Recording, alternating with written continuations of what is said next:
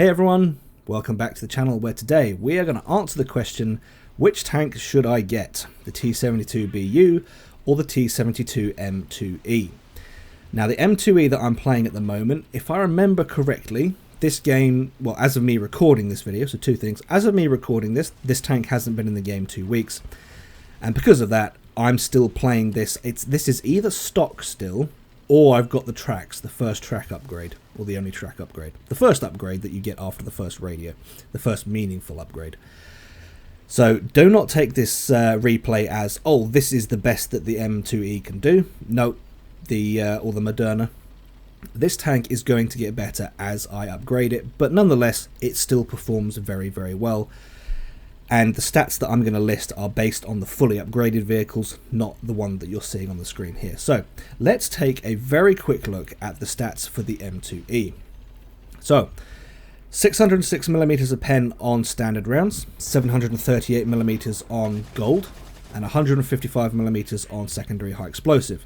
Tank will do an average of 550 alpha, gold will do 565 alpha, so that is, you put gold in, you'll do more damage. Bit pay to, well no, that is pay to win. And 700 alpha on the secondary high explosive. It's got 3,900 hit points. It's got a max unboosted top speed of 66 kilometers an hour. It's got a view range of 505 meters, and its concealment, moving and still is 478 meters and 456 meters respectively. So there you go. There's the Moderna, or the M2E, whichever you want to call it.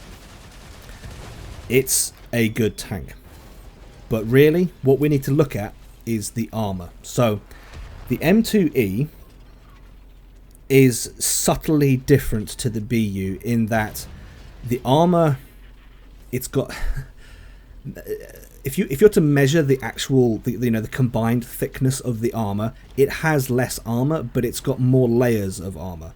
So at the moment, I don't think that's going to have any bearing on the game at all. It's just an interesting, it's just an interesting point to be noted about the armor. So the M2E, I'll put the screenshots up on the screen here, but there are 3 layers of armor in the turret of the M2E, which you can see now. And if we move down to the hull, there are 5 layers of armor in the front of the hull. But like I've just mentioned, if you measure the overall thickness of the armor, it actually comes to less than the thickness of armor on the BU. So even though you can look at the armor viewer and think, oh, that looks really impressive, when you go out and play this thing, and I have done this, I've actually, I think it's the BU game I've got coming after this. No, sorry, not a BU game. I've got another clip of a Leopard, another video of the Leopard 2A5 coming out. And in that video, you can quite clearly see that I am penning the front of this thing's turret, the M2E's turret. I'm just going straight through it. And that is something that does need to be noted about this vehicle. Yes, you have this incredible gun that's got fantastic penetration on gold and higher alpha on gold as well. You've got decent hit points, you've got decent maneuverability and all that stuff. This is a good tank. You've got the autocannon as well, which can be very, very useful in the right situation. But you don't have the armor, despite the armor viewer making it look like, oh wow, there's loads of armor. Like, no, the actual measured thickness is not as great as you'd probably like it to be. So on the whole, the Moderna, it is a good tank.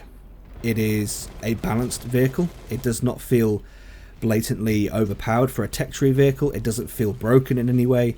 This vehicle feels like it fits in very, very well. And again, the 20mm excuse me, the 20mm autocannons, they're very, very effective when you find yourself in the right situation. So for example here, fire the main gun rear and side of the 12-2 or the 122A, rear and side of the turret. Yeah, that's the perfect time to be using the autocannon. You don't really want to be using the autocannon on anything that is, well, anything that's got decent armor. You don't really want to be using the autocannon, because the autocannon on its primary ammunition, it's only got 87mm of penetration, and each round has 10 alpha. So it's not like it's not a Weasel Mark 1 by any stretch. It is not on that level of just absolutely shredding everything. So don't get the wrong idea about the autocannon on this thing. It's not going to shred things like other autocannons in the game. This autocannon actually feels pretty good for what it is. The pen is not brilliant and the alpha is pretty low. That is kind of what I would expect from an autocannon, to be honest, because I mean, we are looking at heavily armored main battle tanks here, and an autocannon is going to do very little, if anything at all, to these vehicles because they are so heavily armored. With modern armor, you know, explosive reactive armor, composite armor, whatever you call them, I don't actually know the names of the armor, but you know, the autocannon feels like it fits. So there we go. We finish second with over 10,000 damage, and keep in mind that was stock. I was playing this thing stock. So the Moderna, it's a good tank, but it does lack in armor. Now then, the T-72BU. That's what we've got here. And this has been in the game a very long time. This is one of the originals. This was in the game. This was the first top Era 3 heavy when Cold War was released, alongside the M1A2 Abrams. So the BU has been in the game for a very long time, and it is very well established, and it is a very good tank. So how does it compare to the M2E or the Moderna? Alright, so the BU has 606mm of pen on standard ammunition, 697 on gold, and 155mm on secondary high explosive. Both standard and gold will do an average of 550 alpha. So there you go, there's the first difference between the BU and the Moderna. There's no benefit to firing gold other than the extra penetration, which is less than the Moderna.